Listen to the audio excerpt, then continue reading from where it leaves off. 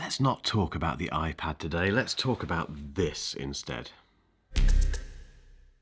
This is the Huawei MatePad 11.5S PaperMatte edition, which is quite a mouthful, but it's a very, very interesting tablet, and I want to talk about it right now, right in the midst of iPad Air and iPad Pro territory, because we're all a bit iPadded out already, aren't we? We are a little bit, aren't we? My iPad Air and iPad Pro reviews are coming very soon, but before that, let's give something else a chance. Now, this won't be an in-depth review of the MatePad 11.5-inch S because I've not had it for that long, it's been very busy, and I just want to give you my first impressions of this tablet. If you are a very specific type of user, this really demands your attention, and it may not be on your list. And given what we've seen from Apple very recently, I think this demands a video.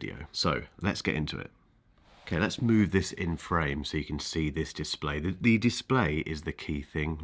Well, it's the key thing about this tablet, let's be honest. I'll get to that in a second. Firstly, in terms of the specs and the pricing, it has an unnamed chipset. Huawei will not tell us exactly what is in here. 8 GB of RAM, 256 GB of storage, and it runs HarmonyOS 4.0. There's an 8,800 mAh battery in here, which sounds quite big. It's bigger than the previous version, and in my experience with MatePad devices, they do get iPad levels of battery life, so you'll get a full day out of it, no problem at all. Probably longer if you factor in standby time and all that sort of stuff, because no one sits there using their MatePads or any kind of tablet for 8 hours straight, so you won't have an issue with battery life. That's absolutely fine. It has an updated PaperMatte 2.0 display. It comes with a cleaning cloth. I don't think this is a optional extra. This was in the box of my review unit, and it says Huawei on there. It's a lovely thing. Apple, take note. In fact, you don't care. You're never going to give away a Apple cleaning cloth, are you? But I like the fact we get one with this. It's also compatible with the 3rd generation M Pencil, which is the latest one from Huawei. I do like this. I'll come on to this a bit later. The price of this, I did have to double check, is about 90 quid in the UK. It's also compatible with the keyboard case thing that you can see here, which I'll come on to in a bit. The price of this is around about £80, and it now comes in grey as well as black. Pricing, £349 in the UK, which isn't very much at all. It's also €399 in Europe, and it goes on sale mid-June. Immediately, this is interesting.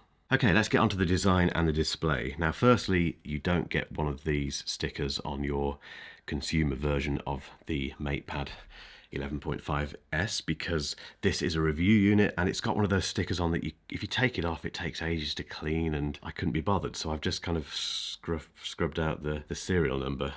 So ignore that. Let's not let that detract from the beautiful design of this thing, because it is like all Huawei stuff. It's so well designed, so well put together. I don't want to keep referring to the iPad, but we have just had a new iPad Pro released, which is the thinnest Apple device ever, which sounds impressive, but in practice, it's frightening. I once bought the first iPad Pro, and it came out of the box bent. Getting back to the MatePad though, this feels really solid. It's lovely. It's a lovely design. It's got the camera bump there, which isn't too big. It is 6.2 millimeters thin. It's 510 grams, and it's made from aluminium. It's this unibody aluminium design, and I do like this 11.5-inch size. The other thing to bear in mind is that they do have the camera, the front facing camera in the right place. I know Apple has done that as well recently, but Huawei has been doing this for quite some time, and that's where it should be, so that's big thumbs up. It also has facial recognition, great. And what else can I talk about? The display. Now, there's one big difference with this compared to a lot of other tablets that you might have used, which you can probably see on this great big I've got a massive key light here. Normally, if I'm reviewing a tablet or a phone, I have to be so careful where I place the device, because if it's over here, for instance, you just can't see the display because it's just covered in that, the reflection of that massive light. You can't see it.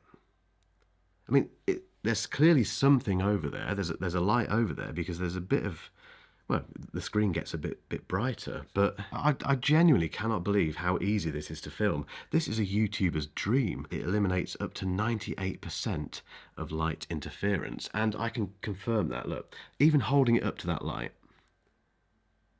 that is really, really, really impressive. The other thing it does is it makes this feel nicer to use the pencil on, which again I'll come on to later. 2.8K display, 144 Hz refresh rate, 500 nits of brightness, and it's got an 87% screen to body ratio. So those bezels, they're not too big, are they? They're not massive. It doesn't bother me on tablets, because tablets, you need something to hold on to, don't you? It's not OLED. It's worth bearing that in mind. It's LCD. And in terms of that PaperMatte display and what impact it has on the display itself, not much in terms of degradation. So quite often with these sorts of displays, you get, you know, the contrast takes a bit of a hit, the colours go a little bit muted and not very interesting. It's not as contrasty as an OLED panel on a very glossy display, obviously. It is still, however, very colourful, very vibrant. There is plenty of contrast for someone like me. The other thing it's supposed to do is give you less fingerprints. Now, I did polish this with the Huawei polishing cloth a moment ago,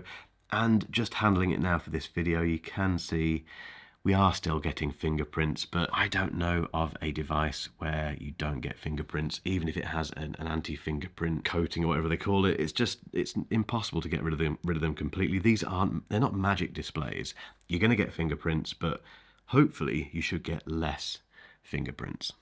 On to HarmonyOS. Now, this is the operating system that is running on the MatePad 11.5S. Feels very familiar. So if you look at it, you'll think that looks a bit like Android, and you'll go through the menus, you know, the way that you interact with it and the way that you make your way around this operating system does feel pretty familiar. The only thing to bear in mind is that if you buy this in Europe or in the UK, you don't get access to Google services. In fact, you don't get access to it anywhere.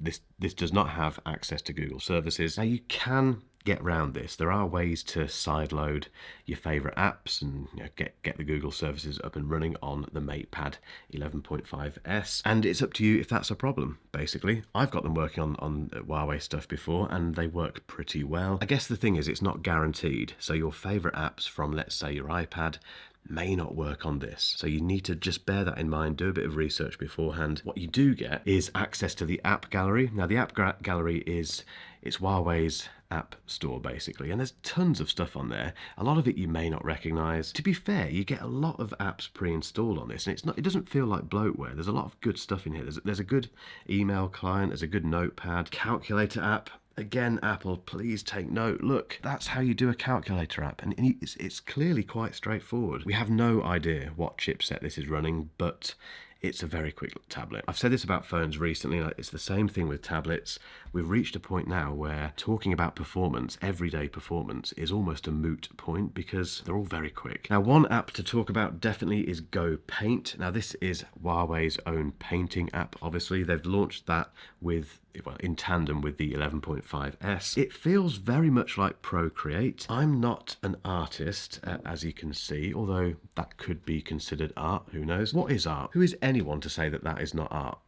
Anyway, it's very much like Procreate. It's got loads of brushes, and it works amazingly with the M Pencil 3rd generation. This has 10,000 levels of pressure sensitivity. It's incredibly responsive, and if you're an artist, you will appreciate it. I can't, because well, you can see I'm not an artist whatsoever. The one thing I can very much appreciate is this PaperMatte display, because, okay, that anti-glare is amazing. So if you paint outside, for instance, if you paint buildings and, you know, landscapes and stuff, and you want to use a tablet for that, you want a tablet that doesn't have much glare. So that's one fantastic thing. The other thing is that it does feel spookily like paper. Now, I am a very big fan of paper-like, and this feels on a par with that. It's not a screen protector. You don't have to put this on yourself. This PaperMatte display comes as it is, and it does feel and sound, if you can hear this, like paper. It's very satisfying to use. If you're an artist and you want to use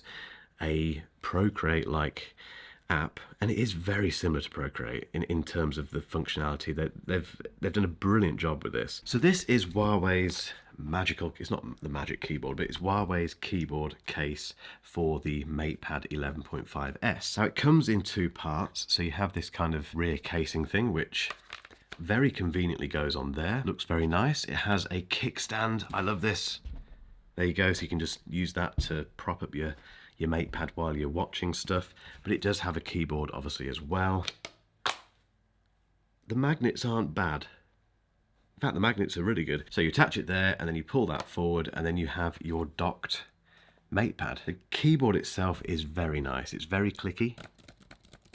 There's no trackpad, but that's fine. I mean, it's not very heavy at all, which is a blessing. Again, coming from iPad Pro territory with the Magic Keyboard, which is incredibly heavy. Having a keyboard as slim and thin, same thing, as slim and lightweight as this, still with full-size keys, it's a nice thing. It really is. Like I say, it's a little bit easy to detach at some points, but that's one of those compromises, I suppose. The fact that you can detach it and use it, the rear cover on its own is a good thing. It uses near-link technology, which is the same thing that the M Pencil uses, which is Huawei's proprietary connection between this and the tablet. You don't have to charge this either, which is nice. So accessory wise, I'm really impressed. The quality is fantastic. The pricing I think is absolutely fair. Huawei makes some lovely stuff. They make some lovely kit, which brings me on to my conclusion.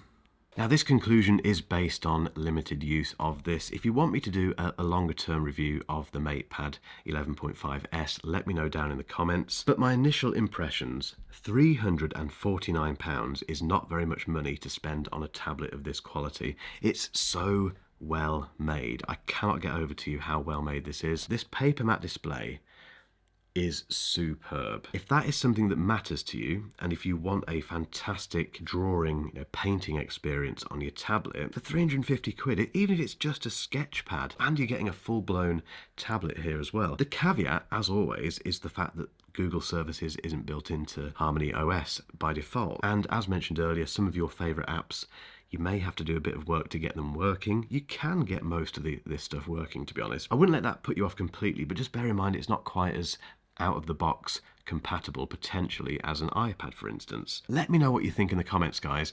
Are you tempted by this? I'd love to know. Getting back to the iPad, if you want to know what I think about this M4 iPad Pro launch, keep watching.